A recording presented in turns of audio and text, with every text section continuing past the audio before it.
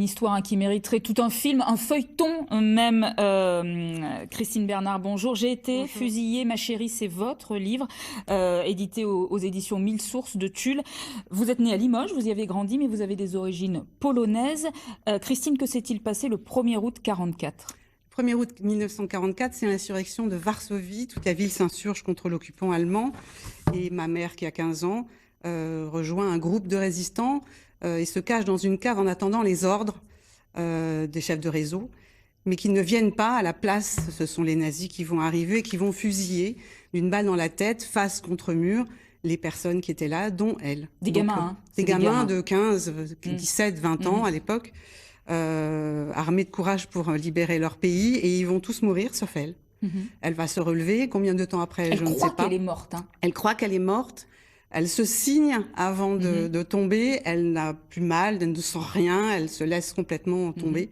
Et elle va se réveiller en portant les mains à son visage, en sentant le trou que la balle a fait. Et en se disant, je suis défigurée, je me marierai jamais. Et une réflexion de gamine, c'est là où on voit c'est ça, que c'est une enfant. Cette histoire, elle l'a gardée secrète des années et des années. Hein. Elle est arrivée en France ensuite avec son père, s'est installée à Limoges avec votre papa. Et c'est à l'âge de 12 ans, vous posez une question à votre maman, une question innocente. Pourquoi jamais la bouche en grand? Et c'est là qu'elle vous raconte tout. Pourquoi l'avait-elle gardée secrète jusque-là, à votre avis? Je pense que c'est une mémoire qui concerne tous les rescapés de ce conflit, qui se sont toujours sentis presque responsables d'avoir survécu, portant cette culpabilité de porter une histoire qui peut-être n'intéressait personne. Et maman, effectivement, craignait que ça n'intéressait personne, sauf les membres de sa famille, évidemment. Mon père, évidemment, mon frère et moi, évidemment. Mais j'avais remarqué, c'est une blessure, un traumatisme invisible. Et moi, je voyais bien qu'il y avait quand même quelque chose qui n'allait pas. Elle n'ouvrait pas la bouche. Il fallait couper les cerises en 4.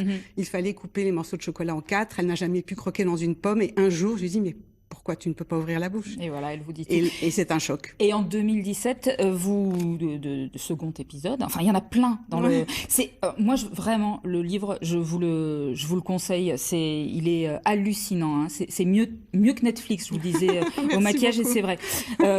En 2017, vous partez avec votre fille en voyage en Pologne sur les traces de cette maman. Et là vous découvrez à nouveau des tas de choses. Oui, on part toutes les deux. J'ai une fille qui est très investie dans son histoire familiale et nous décidons de partir pour aller essayer de retrouver la cave où ma mère a été fusillée, que nous avons retrouvée. Et nous partons également visiter une prison bien célèbre, tristement célèbre, qui est la prison de Pawiak, au cœur de Varsovie, où ma grand-mère a été arrêtée et dont on avait perdu trace. Et les archives polonaises étant ouvertes, nous avons pu maintenant, il y a une photo, une petite biographie, et nous pouvons maintenant connaître, la date du décès de sa mort, fusillée sans doute dans les décombres du ghetto de Varsovie en début janvier 1944, et nous allons pu maintenant déposer des fleurs. Merci beaucoup Christine Bernard. J'ai été fusillée, ma chérie, aux éditions 1000 sources. Vous serez en conférence le 14 novembre, justement, à Tulle, une conférence organisée par 1000 sources. Le livre est disponible partout, chez Page et Plume, notamment, sinon en commande. Merci beaucoup. Merci à vous. Restez avec moi, on part voir une exposition à découvrir jusqu'au 9 janvier.